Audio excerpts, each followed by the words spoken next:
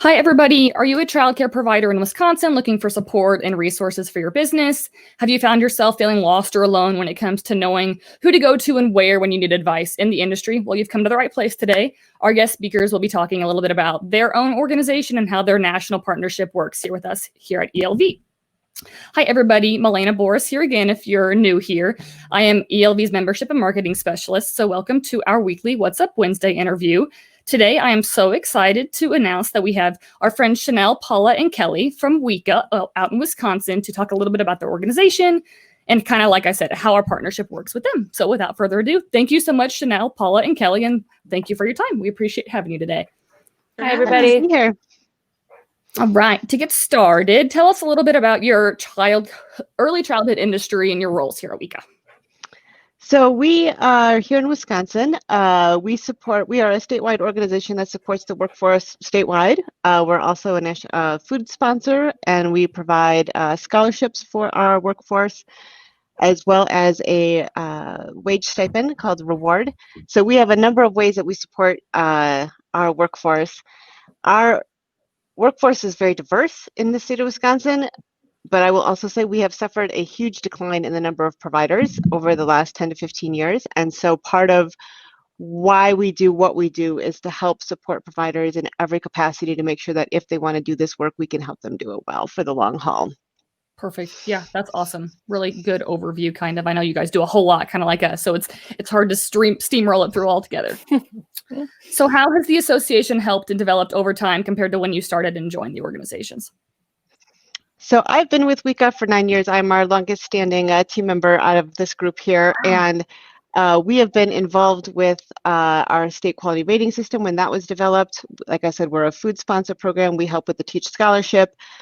Those have been long-standing programs with our organization, but our newest program that we launched in January of 2019 is WEESSN, which stands for the Wisconsin Early Education Shared Services Network, and it is innovation that we are bringing to Wisconsin to help capitalize on efficiencies for childcare programs and help them be as effective as possible. Yeah, that's awesome. Congrats on that new program. Tell us a little bit about how the partnership with ELV came about in the beginning and how you're different from us as an organization.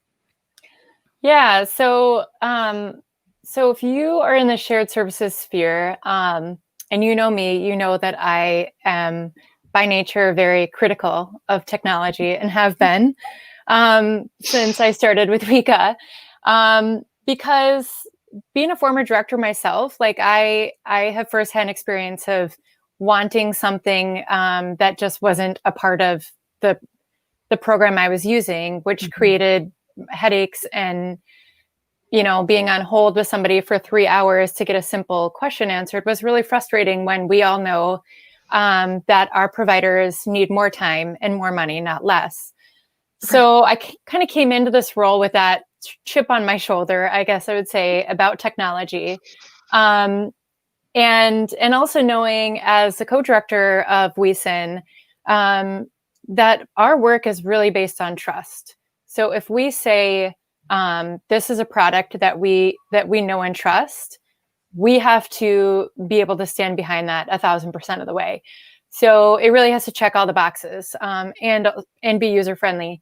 And so we kind of, put a lot of different solutions through the ringer.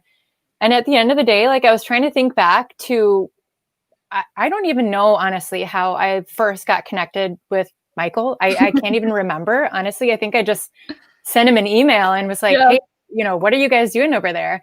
And since then, it's just been this really excellent partnership where he basically showed us and showed us again and showed us again until everybody on our team was like, okay, let's give it a try. And there were some things that we needed in Wisconsin that weren't a part of the solution to begin with. And your team worked with us to make those possible. And I think that in a nutshell is what our relationship feels like, is a really good give and take and great sort of like follow through. So that's, and I will just say that I hopped on like the shared service work really early before our organization even launched, and was part of sort of the pre-research that went into that. And in that work, attended a National Shared Services Conference where your work was held up as one of the technology solutions available. And so ELV has always been sort of floating around in my head as one of those like, oh, look at what they're doing. Look at how they're doing it. Like that's amazing. Like I want that someday for Wisconsin. So I'm pretty excited that we're finding ways to bring those solutions here. Yeah, that's awesome. And it's good to know that we're kind of out and about, whether people know of us fully or kind of have their ways of getting there. So yeah, that's awesome. Thank you guys so much. So what is one thing your network is struggling with right now that you've been able to help them with? So I think something that our entire network has been struggling with is the pandemic, and that has shifted everybody's work for the last 7 months now. Right. And most of our work is focused on helping providers find solutions and find answers, finding grants, reading the grants, dissecting them, and then redisseminating the information so that people understand what it's for, how to use it, how to get it, right, how they might need to pay it back. Yeah. Helping them find PPE and find creative ways to stretch their dollar and stay open. I think that's been everyone's primary focus for the last 7 months. Right. So. Meet them where they're at and kind of be any resource you can. Yeah, we definitely understand that. Yeah. What is one piece of advice you'd give to a childcare professional right now in this time? Hold tight. Ask for help if you need it. We are here to help. Right. Yeah. I think for me, it's been about like reevaluating what you've been doing because you've been asked to do so much more. And it really is okay. Like in my specialty, I really look at family childcare and help support that sector. And thinking about all that those providers have been asked to do by themselves. They don't have a staff typically, and it's just them. And so coaching them to say it is okay to actually reevaluate your hours of service because you have to do an hour of cleaning at the end of the day that you didn't have to do before. It's okay to maybe lean on other prepared foods where I know you love cooking from scratch, but for this short amount of time to get you through that, hang tight, it really is okay. I'm going to give you permission to take those shortcuts that will help you be able to do this then for the long haul. Yeah, not everyone likes change, but right now it's almost crucial to make change happen almost every single day. So yeah, definitely understand that. Those are good recommendations. That change is the only consistent we have right now. It's going to change. We've just got to keep bending for it. And keep changing with it. Yeah, exactly. All right. So if people want to learn more about the organizations of WECA and WEESSN, where can they go to find that? Yeah, so an easy place to go is wisconsinearlychildhood.org. That's our website. Each of our programs has a different page on that website that gives more information. Kelly, Chanel, and I would tell any provider, you can also just send us a message on Facebook. You can send us an email. You can pick up the phone and call us. We are very used to getting messages at all times of day and night and respond as we are able when, our own lives aren't right somewhere entangled in there too. But so WisconsinEarlyChildhood.org is just like, that's where WECA information online is all held. My email address is just my first initial P, my last name Drew at WisconsinEarlyChildhood.org. Same for Chanel, same for Kelly. Perfect. Thank you for that. Yeah, that's awesome. Kind of a one-stop knowledge hub there on the website. So that's good to have. Is there anything right now ELV can do kind of on our end to be more supportive to you all as an organization at this time? I don't think so. You guys have all been super supportive throughout all of this, working with Tristan, yourself, and Michael. You guys have already changed so much of your platform to match exactly what we needed in Wisconsin so that we don't even need paper copies of some of our paperwork anymore. Right. It's incredible. It makes it a lot easier. You guys have recently done like touchless check-in, which makes things then even easier to deal with the pandemic right now.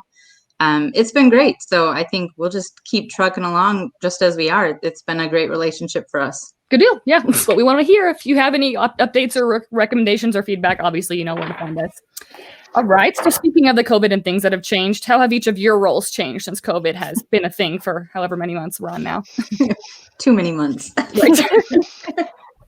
So what's been really interesting is that our WEESSN program has doubled in size during COVID. We actually won funding through our preschool development grant. That all of it happened right at when COVID hit.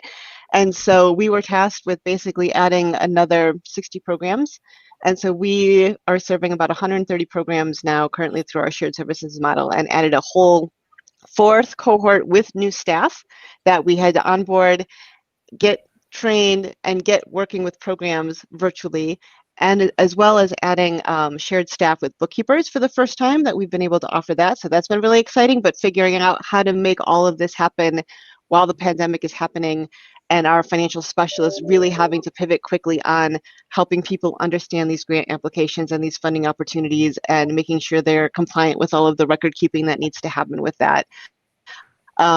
We were able to stand that up incredibly quickly given the number of programs that we started serving. Yeah, that's incredible. Oh my gosh, I didn't even know half of that. That's amazing. It's been a wild ride. Yeah, it's crazy just how within a month, essentially, when people kind of had to reboot, go remote, everyone's jobs just changed drastically. Like no one had time to prepare or be we aware. were actually really lucky though, because our shared services work has a technology component. Our programs, we had built in laptop support and hotspots if needed for some of our providers. So they were actually really able to pivot fairly quickly to help get the support they needed, come to our trainings, meet us virtually online for our coaching visits and that sort of stuff without much of a hiccup. Oh, that's perfect then. Yeah, that kind of transitioned better than it could have, I guess. Wow. Yes. I will say that I don't think any of us thought like a year ago we would sort of add public health specialist and federal grant explainer and understander to our roles, which is finding PPE anywhere. I mean, we've done some crazy things. We worked really crazy hours through the spring just trying to get ahead of the information so that we could be there to disseminate to our providers. So it's just another layer of the things that we've been tasked to do, and happy to do so on behalf of our providers, because they are out there every single day of the week providing care to kids and families during this pandemic. Yep. They're becoming every role that they need to be to on their own. So kind of doing whatever we can to aid them in that. Yeah, definitely understand. Agree with that. So I'll just give you guys last little bit of time here to share any and all overall resources, feedback, or updates kind of on your own organization's behalf for our network for those watching right now. Kelly, I was wondering if you want to talk about the conference. Oh, sure, Paula Drew. I would love to talk about the conference. So WECA has a long history of providing excellent face-to-face conference. Every year, we bring providers in from all over the state together, have about 2 to 3 days of sessions and resources, vendors, all of that.